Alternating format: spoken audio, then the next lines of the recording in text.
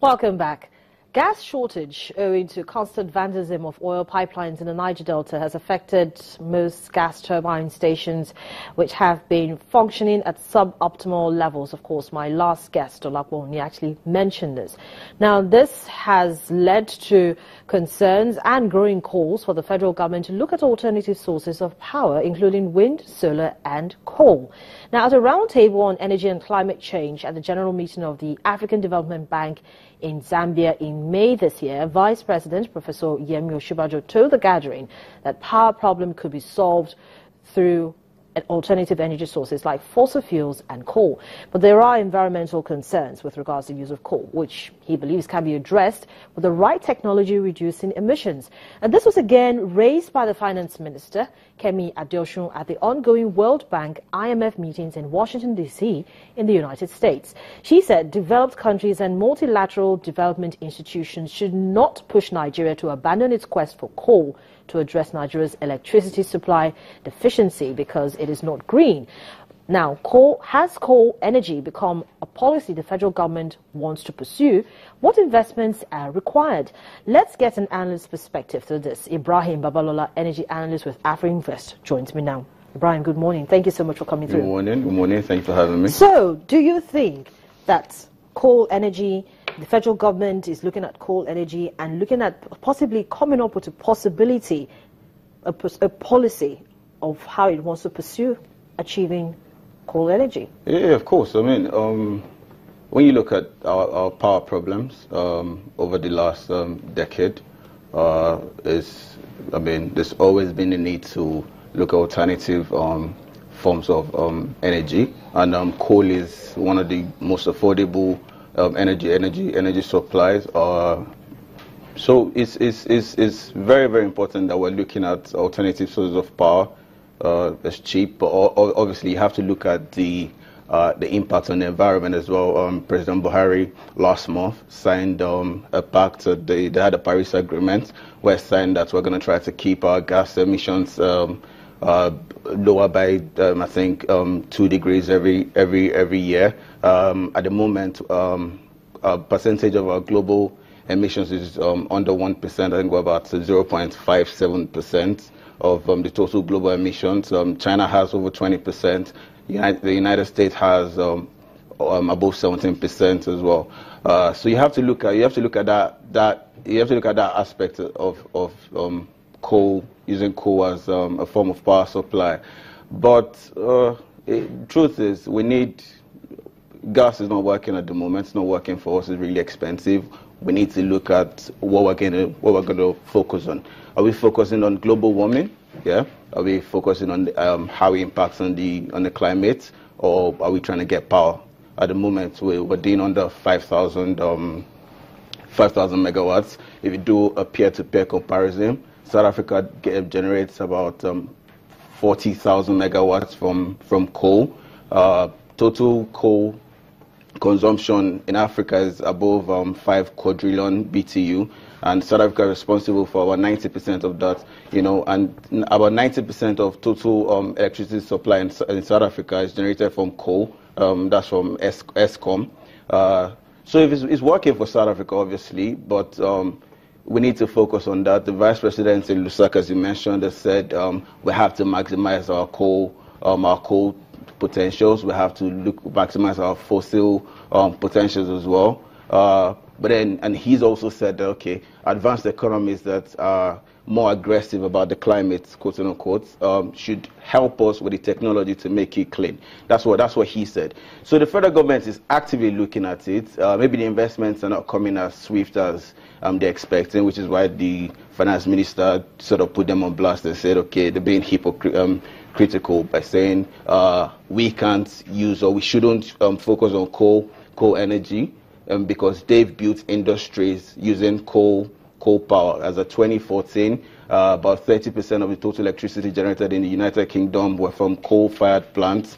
In 2014 as well, over 33% of total electricity in the United States was from coal-fired power plants as well. So she has a point by saying, okay, so if you've done it and you've built industries using this source of energy, why is it now there's our turn to focus on this? So you're talking about the environment. But again, it's 2016 and we have to bother about global warming. That's very true. So from everything you've said, we know that Nigeria still holds the largest coal reserves, estimated to be at least 2 billion metric tons. Now, to successfully at least take a large chunk of this and generate electricity, we need to have the right technology. Of course. Who should we be talking to? Who should Nigeria, who should the federal government be talking to? I mean, we need to get foreign investors to look at how we can build GenCos that would generate power supply from coal. We already went on the roadshow to China. I think part of the investments that are supposed to come in, there's some that are allocated to power. The Minister of Minerals, Kadi Fahimi, said his ministry was working with the Ministry of Power on the Oyema mines, I think on the Okpara mines as well. Oyema mines in Anambra, Okpara is in Enugu State. So they're working on how they can work together to build GenCos close to those mines, so that it's not very far away from the mines. So we're already speaking to Chinese investors. I'm sure we're going to take the conversations to the other parts of the world where coal power has worked. I think we need to be talking to the guys in South Africa if it works for them. South Africa currently generates about 40% of the total electricity in Africa, and 90% is from coal. So if it's worked for them all this while, then we need to be talking to them. So, Ibrahim, yes, you say we should be looking at encouraging foreign investors to come in. How soon do you think the federal government needs to put this policy together? There's an action plan. The Minister of Minerals has said, okay, we're looking at generating about 1,000 megawatts from coal by 2020. So we have 3 years to 2020. That means we have to get the investors in as soon as possible. So there's a plan. Obviously, we still have the confidence issue in coming into the Nigerian economy on the back of our fiscal concerns. But as soon as all that is sorted out, I'm sure we'll have the investors back. We're looking at if we're looking at having 1,000 megawatts from coal by 2020, so we should have GenCos ready by 2019. It's going to take a lot of time to build, but as soon as we get the investors and investments in, it's not impossible. So the major issue right now for most of these investors, whether foreign or even domestic, is the fact that you have equipment that you want to use, for instance, to begin to use coal to generate your own electricity. I remember that Dangote Group actually, launched one of their plants in Lusaka, and in Zambia. It was some time ago, and the one, of course, in Ogun State. And they are so interested in using coal to generate electricity because of the peculiar challenges with power. Now, for instance, he's been having issues, clearing his equipment from the ports because of one charge or the other, and the story goes on and on. So, how for you will be the best way to address those bureaucratic bottlenecks that investors likely face when they eventually spend their money to get this technology that will make clean the coal that they want to use and reduce the level of emissions? How for you should these bureaucratic bottlenecks be sorted? Again, first thing is, regardless of the problems that we're having in gas production, but the problems in Niger Delta, coal is always going to be generating electricity from coal is always going to be cheaper than generating from gas. So that's the first thing first, which is why the Dangote Group will be looking at generating power for their industries from coal. As regards the problems with clearing the equipment from the ports, again, that's structural. We need structural reforms. If we need confidence-inducing policies. So if you're coming in to help with our power concerns, then we need to give incentives to make this seamless. The government needs to look at probably subsidizing, bringing in this technology. I mean, something has to give, right? If we're trying to provide power, then we have to give reasons, incentives for people to want to come and invest in our economy, or by building the GenCos. right? So, I mean, the government has to look at it, and I think they're already working on that, which is why we have a synergy between the two ministries. There's the Ministry of Mineral Resources, which is in charge of the coal, and the Ministry of Power, which is in charge of power supply. So they're already working on it. We need more structural reforms. There was an energy summit in Abuja recently, I think it was last month, and where they discussed our power concerns and the policies that they need to put in place.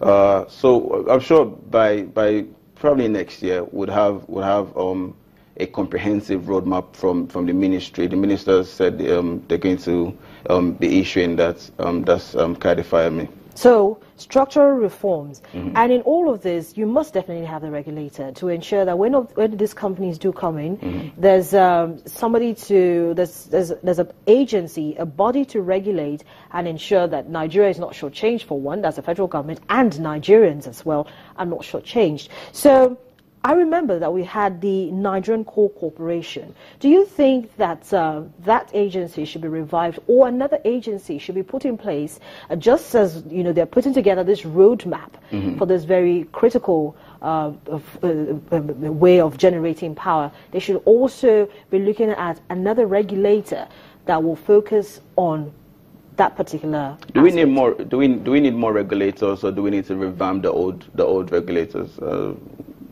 To be honest, either could work as long as the structures are in place and we have the right people in the right position. If you bring back the Coal Corporation and reports to the Minister of Solid Minerals, in reports to the Minister of Solid Minerals, as long as the right policies are in place, Nigerians won't be shortchanged. To be honest, I'm more concerned about the power production than how much we pay, because that's what you're probably referring to by being shortchanged. If we pay more to get more power, then why not? But then you see, at this time as well, I know that the federal government will not be wanting to carry this project alone, because they're really all about partnering with the private sector. And I've given you a typical example of what a private investor is actually facing with regards to clearing his own technology to make sure that he gets clean coal to use to power his stations. What do you think? Do you think the private sector will be interested in going ahead to be part of this very grandiose plan to make coal electricity, coal energy, cleaner and more accessible? I mean, the private sector will always be interested in working with the government as long as the right policies are in place and the right incentives are in place. We've had public-private partnership on different projects. If you look at the Lekki concession, so that's a public-private partnership that worked. The Dangote issue, I mean, that's sort of an individual issue. Dangote is not trying to provide power for Nigeria. Is there a reason for the government to subsidize Dangote to provide power for Dangote Industries? Maybe not, right? But if there are companies that are trying to provide power for the Nigerian populace, then the government might be interested in providing subsidies or incentives to make this process seamless. Nonetheless, are we supposed to be having issues clearing issues at the port? Maybe not, but that might be a discussion for the customs boss, right? Well, yes, for another day. But so for you, looking at this renewed plan by the federal government in maybe like in 30 seconds or less, do you think that the timeline, you said by next year, do you think that timeline... Yeah, we're looking at that for the roadmap. Yeah. For the roadmap. Do you think they have deliverable... most of their deliverables will come through? Do I think it's possible? I mean, the timeline is a bit short, but the administration is running race against time. They have a 4-year term, which we've done 1 year, so they have to get whatever they have to get in place within this period. Is it short? Of course. Is it possible? Of course. All right. So we'll keep that in mind. But thank you so much, Ibrahim, for coming through for us. Thank you very much for having me. Business Morning continues in just a moment. Stay with us.